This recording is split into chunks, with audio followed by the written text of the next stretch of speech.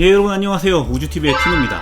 오늘 또 아레나 관련 게임을 가지고 돌아왔습니다. 한글판으로 출시되지 않은 보드게임 10가지입니다. 약간 오래전 게임들도 있고요. 아니면 이제 요 근래 들어서 이제 한글판 나온다더라 하는 소식들이 있는 게임들도 있습니다. 그러면 언제나 그랬듯 웨이트 순으로 10가지를 한번 살펴보도록 하겠습니다. 처음에 소개할 게임은 아티초크 버리기입니다. 지난 팝콘 소식 6월호에서 숨은 신작 힌트로 공개가 되었던 아티초크 버리기도 아레나에서 즐기실 수 있습니다. 게임은 아티초크 카드 10장을 모두 버리거나 혹은 자신의 턴의 시작 시 손패 5장을 뽑았을 때 한 장의 아티초크 카드도 나오지 않으면 승리하는 독특한 덱빌딩 게임입니다. 쉽게 손패의 덱을 꾸려서 점점 쌓아나가는 방식의 기존 덱빌딩 게임을 역으로 구현한 게임입니다. 또한 카드를 가져올 때도 비용이라는 게 없이 무조건 농장에서 한 장의 카드를 가져와 그 카드의 액션을 수행하기 때문에 오로지 플레이어들이 고민할 것은 어떠한 콤보로 아티초크 카드를 버릴 수 있을 것인가 하는 것 뿐입니다. 농장에서 가져오는 다양한 액션 카드들로 인해서 다른 플레이어들에게 아티초크 카드를 추가로 받기도 하고 내 액션 카드를 빼앗기기도 하고 특정 조건이 되면 내 아티초크 카드를 완전히 제거할 수도 있는데요. 상황에 맞는 적절한 카드들을 가져와야 되는 그런 게임입니다. 귀여운 그림은 예전 샐러드 포인트가 생각나기도 하는데 승부 계산은 그보다 더 쉽고 직관적인 게임입니다.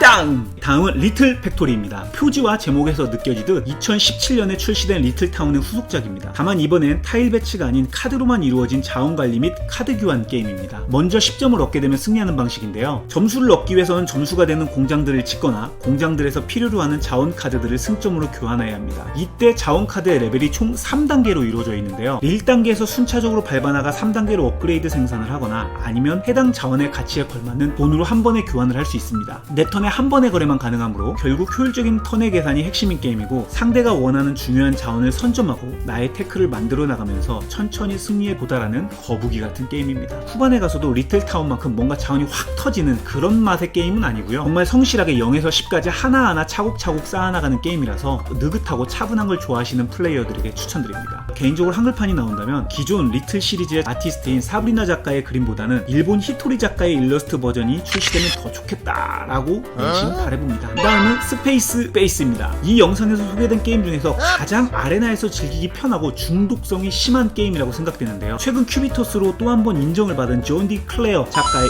2018년 작품입니다. 한글판이 나올 법 싶기도 한데 타이밍을 놓쳐서 또 힘들지 않을까 싶기도 합니다만 다행히도 아레나에서 즐길 수 있게 되었습니다. 미니빌의 우주 버전이라고 생각하시면 이해가 쉬울 것 같지만 이 게임은 미니빌보다는 더 전략적인 부분을 잡아내고 다양한 테크의 맛이 있는 게임입니다. 우선 주사위 2개를 던져 액션을 수행하는 것은 같지만 더하지 않고 따로따로 사용할 수 있다는 점 때문에 7이라는 숫자의 확률보다는 6이나 5, 4 등의 낮은 숫자가 더 확률이 높다는 점, 그리고 내가 주사위를 던질 때 얻는 자원들과 다른 플레이어들이 주사위를 던졌을 때 얻는 자원이 다르다는 점으로 인해서 내 턴보다 다른 사람들의 턴이 더 기대가 되는 그런 게임입니다. 실제로 주사위가 들어가서 운빨 만겜이다 라고 하기에는 아레나에서 승률 40에서 혹은 50 이렇게 승률이 넘는 사람들을 만나서 대결해보면 매판 다른 스타일로 신기하게 패배하는 그런 경험을 하게 돼요. 그래서 한편으로는 주사위의 운보다는 오히려 내 턴에 상대적으로 좋은 혹은 내가 원하는 카드가 펼쳐지는 운이 더 중요하다고 생각도 듭니다. 40점을 먼저 얻은 사람이 승리하는 레이싱 게임이기 때문에 돈, 그리고 수익, 그리고 승점 이 세 가지 자원의 비율을 잘 조율해서 카드를 구매해야 합니다. 초반에 빌드업을 통해 세팅을 하다가 언제 승점 테크로 치고 달려나갈 것인지 잘 계산해야 되는 페이스가 중요한 400m 달리기 같은 게임입니다. 다음은 예쁜 보드게임 베스트 하면 언제나 순위권에서 빠지지 않는 국립공원입니다. 저마다 자신의 2개의 일꾼을 가지고 전진 배치하면서 머무른 칸의 혜택들과 기능을 사용해 나가는 일꾼 배치 게임인데요. 도착한 지역의 자원들을 얻어 그것에 걸맞게 국립공원 카드로 교체해서 점수를 얻는 심플한 게임입니다. 그러나 선착순의 요소로 남이 먼저 원하는 점수 카드를 채갈 수도 있다는 점과 수통이라는 다양한 아이템의 효과 및 매 게임마다 달라지는 텐트의 능력, 그리고 무엇보다 같은 칸에 머무를 수 없다는 트랙 이동 메커니즘에 상호간의 눈치 요소가 매번 할 때마다 재미난 고심거리를 주는 게임입니다. 먼저 특정 칸에 도달하면 보너스 혜택을 주는 유혹 때문에 급발진하는 경우도 있고 홋카이도처럼 천천히 가면 앞에 빈 자원 칸들을 다 누릴 수도 있기도 합니다만 여행자의 말이 단 한 개만 남았다면 그 즉시 라운드가 종료가 되기 때문에 자연스레 이동말들이 균형이 잡혀서 게임이 진행되게 됩니다. 공원카드의 승점뿐 아니라 즉시 추가 액션이 붙어있는 나이트폴 확장도 추가할 수 있기에 국립공원 한글판이 출시되기 전까지 아레나에서 재미나게 즐겨보세요. 다음은 추상 전략 좋아하시는 분들께 여러분께 추천드리고 싶은 게임 이와리입니다. 재미나게도 다인풀로 즐길 때와 1대1로 즐길 때의 게임 플레이가 다릅니다. 그래서 개인적으로는 오히려 2인풀 1대1로 즐길 때의 수싸움이 좀 더 재밌지 않나 라는 생각도 드는데요. 3장의 지역 카드를 통해 지역에 텐트를 깔던지 이미 텐트가 있다면 그 지역의 최대 텐트 수만큼 토템을 지을 수가 있습니다. 카드의 덱 더미가 2번 떨어지게 되면 게임이 끝나게 되는데, 이때 떨어졌을 때 지역에 펼쳐진 텐트의 점수는 2번 모두 계산을 하게 되고, 토템으로 얻는 점수 계산은 마지막 게임이 끝났을 때만 한 번 계산을 하게 됩니다. 점수를 얻는 방식은 그 지역에 최대로 배치한 사람이 모든 배치 토큰 개수만큼 점수를 얻고, 다음 순위는 그 앞선 순위의 배치 개수만큼 점수를 얻는다는 방식으로, 질 것 같으면 섣불리 들어가지 않고 상대에게 점수를 주지 않는 것이 좋을 것 같기도 하지만, 반대로 다른 사람의 개수가 많으면 하나만으로 또 쏠쏠한 점수를 챙길 수 있는 오묘한 점수 밸런스가 재미난 게임입니다. 2인풀로 진행을 할 경우는 내 토큰을 하나 놓고 다음에 제3의 공용 플레이어의 말을 놓기 때문에, 이 말을 활용하면 나의 점수 지역의 점수를 더 불리거나 혹은 상대가 이득을 보려는 지역을 견제하는 수로도 사용할 수 있습니다. 하지만 나뿐 아니라 상대 또한 그렇게 활용을 하기 때문에 때로는 제3의 플레이어가 더 이득을 보는 경우도 생기게 돼요. 매판 좋은 지역이 변경이 되고 서로 어디가 진짜 좋은 알짜 땅인지를 인지하고 시작을 하기 때문에 한 수 한 수의 수싸움이 매력적이고, 가끔은 상대 플레이 턴에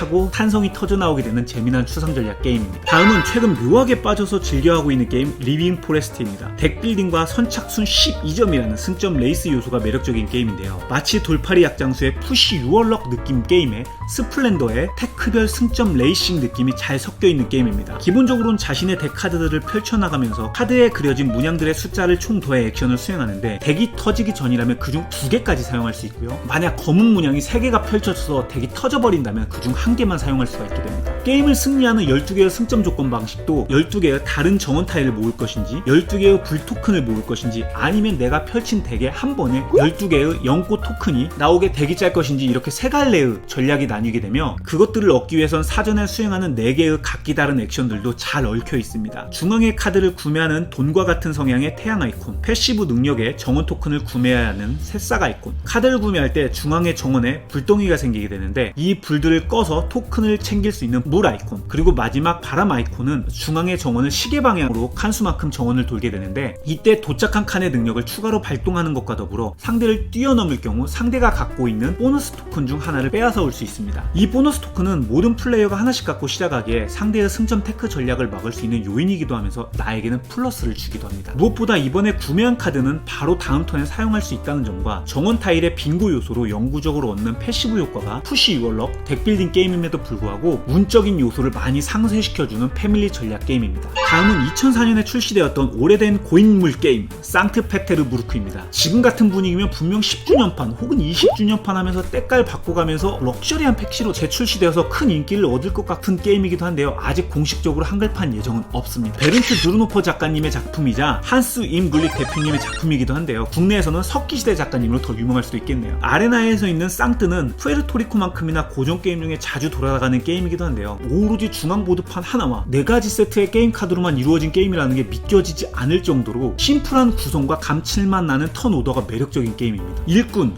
건물, 귀족, 업그레이드 카드 순으로 카드들이 빈칸에 진열되게 되면서 플레이어들 간에 돌아가면서 한 장씩 구매를 해나가는 게임인데요. 초반에는 돈이 굉장히 쪼들리는 게임이라 무턱대고 이거 좋은 것 같아 라고 카드를 사다간 게임 그냥 멸망하게 됩니다. 그래서 빌드업을 잘 해나가야 되는 게임이기도 해서 카드 게임이라 운적인 요인이 많을 것 같지만 실은 초보에서 고수까지 실력차가 많이 나는 게임입니다. 물론 초고수들 영역에서는 귀족 카드 한 장이 더 나오냐 덜 나오냐에 가지고 운적인 요인으로 갈리기도 합니다. 3장까지 킵을 할 수 있다는 이 마약 같은 설정 때문에 게임이 끝날 때는 벌점이라는 도구로 다가오기도 하지만 남을 주면 안 될 것 같기도 하고 이건 꼭 내가 지어야 될 것 같기도 해서 킵을 종종 하게 돼요. 그래서 상호 간의 견제는 없는 게임이긴 하지만 스스로의 머릿속에서 참 많은 그 셀프 인터랙션이 많은 게임입니다. 아레나에서는 마켓이 빠진 1판 기준으로만 즐길 수 있습니다. 다음은 슈퍼 판타지 브롤입니다. 처음에 표지만 보고 혹은 이름만 들었으면 뭐 이거 아이들 게임인가 싶었는데요. 게임을 한번 즐겨보시면 작가의 공식적인 처음 게임이라고는 믿기지 않을 정도의 완성도와 게이머들에겐 사랑을 받을 만한 매니악한 면이 있는 게임입니다. 체스나 장기처럼 보드판에서 진행하는 추상 전략의 느낌에 하스스톤이나 LCG 게임의 키포즈의 느낌이 섞여 있다고 보시면 될 것 같습니다. 시작 전에 각자 3개의 영웅을 드래프트를 하면서 고르게 되는데요. 그 영웅들마다 각자 고유덱이 있어서 마치 킹우파처럼 3개의 영웅을 한 팀으로 골라서 싸우는 게임입니다. 게임은 총 5점을 먼저 얻으면 승리하는 방식이고, 승점을 얻는 방식은 상대의 영웅 체력을 0으로 만들 때 1점, 매 라운드 오픈되는 미션 카드들을 수행해 나가면서 돌아가면서 각기 다른 승점을 얻게 됩니다. 미션 카드들이 보면은 점수를 얻기 쉬울 것 같긴 하지만 그 미션들을 수행하기 위해선 중앙으로 나가야 돼서 필연적으로 상대와 접촉이 수반되므로 전투와 함께 능숙한 운영이 필요합니다. 또한 각 턴에 쓸 수 있는 3개의 행동 토큰들이 특징을 다르게 두어서 같은 3개의 액션은 턴에 한 번밖에 수행이 안 된다는 이 절묘한 점 때문에 밸런스가 잘 잡혀 있어요. 상대의 영웅을 잡은 영웅은 레벨업을 하면서 승점뿐 아니라 영웅만의 고유 능력이 생기기도 하고요. 영웅이 죽었어도 다시 자신의 본진에서부터 최대의 피로 리젠되어서 다시 시작할 수가 있습니다. 영웅 간의 전투가 아무래도 메인인 만큼 캐릭터의 상성이나 카드 운용의 이해도가 높아질수록 더욱더 재미난 수싸움이 생겨날 것 같은 슈퍼 판타지 브롤이었습니다. 실제 게임에 피규어 도색이 정말 필수일 것 같은 게임이에요. 다음은 한글판으로 확정되어 출시를 기다리고 있는 게임 카라라의 궁전입니다. 심판이 아닌 구판의 그래픽으로 아레나에서 즐겨보실 수 있는데요. 게임의 룰은 큰 차이가 없으므로 아레나에서 즐겨보셔도 그 맛을 즐기실 수 있을 겁니다. 자원이 쌓이는 휠을 돌려가며 자원들을 획득해 나가고 그 자원들을 모아서 건축물을 구매해 나가는 게임입니다. 건축물을 지을 때는 사용하는 건축 블록의 색상과 건축물의 특징인 문양을 잘 파악해서 지어야 하는데요. 건축 블록은 가치가 저마다 다르기 때문에 어떤 가치의 블록을 사용해서 건축물을 지었느냐에 따라 해당 건축 타일이 지어지는 위치가 결정이 되게 됩니다. 그렇게 건축물들을 지어나가는 턴 외에도 수입을 얻을 수 있는 액션도 있는데 이때 지역으로 수입을 얻을 것인지 아니면 특정 건축물의 장식으로 얻을 것인지에 따라서 돈과 승점이 달라지게 됩니다. 그리고 이렇게 얻은 수입 액션은 한 종류당 한 번밖에 얻을 수 없기 때문에 이왕이면 최대한 그 건축물을 모아서 수입을 얻으려고 할 텐데요. 지역으로 수입을 얻을 수 있는 것은 단 한 명의 플레이어만 선착순 요소로 가능하기 때문에 상대의 상황을 잘 살펴서 최대한 이득을 봐야 합니다. KK 콤비 특유의 중간 난이도의 쉬운 룰과 플레이들 간의 견제를 하며 눈치 싸움으로 점점 빌드업을 해나가는 맛이 잘 살아있는 게임입니다. 마지막으로 10번째는 2020년에 출시된 비욘드 더 선입니다. 왜 한글판이 안 나오지 하고 의아할 정도로 굉장히 전략적 재미가 상당한 게임인데요. 아예 대놓고 보드 자체가 테크트리 형태로 되어 있어서 4개의 성향에 따라 각자의 테크를 발전시켜 나가게 되고 그 와중에 또 우주에서 새로운 행성 간의 영향력 다툼도 진행을 해야 됩니다. 2개의 자원 관련 테크와 2개의 전투 정복 관련 테크로 크게 나뉘며 해당 테크를 배워야만 그곳의 일꾼을 놓아 액션을 수행할 수가 있습니다. 그래픽이 없이 텍스트로만 가득해서 건조한 게임 같기도 하지만 한번 흐름을 알게 되면 상호 간에 보이지 않는 선착순 수싸움이 재미난 게임입니다. 또 먼저 처음 테크를 발전시킨 사람은 어떤 테크로 확정할 것인지 고를 수 있는 선택권과 더불어 보너스 이벤트를 골라서 수행할 수 있기에 바로바로 다음 테크를 발전시킬 수 있게 자원 관리를 세팅해두는 게 핵심인 게임입니다. 그리고 온라인에서는 그 손맛이 덜하긴 하지만 구성물의 주사위 한 개로 자원 및 사람이라든지 각기 다른 우주선 전투 레벨을 표현하는 것도 인상적입니다. 인원수에 따라 달라지는 행성 간의 전투 영향력과 각 행성마다 지배를 했을 때 주는 혜택들이 다르다는 점, 그리고 게임의 종료 조건이나 마지막 추가 승점을 주는 미션 카드들이 매판 달라진다는 점 또한 이 비욘드 선의 재미난 매력 포인트이기도 합니다.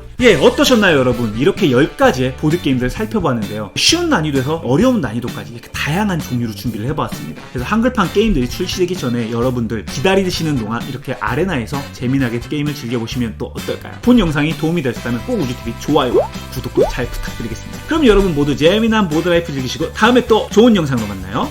안녕!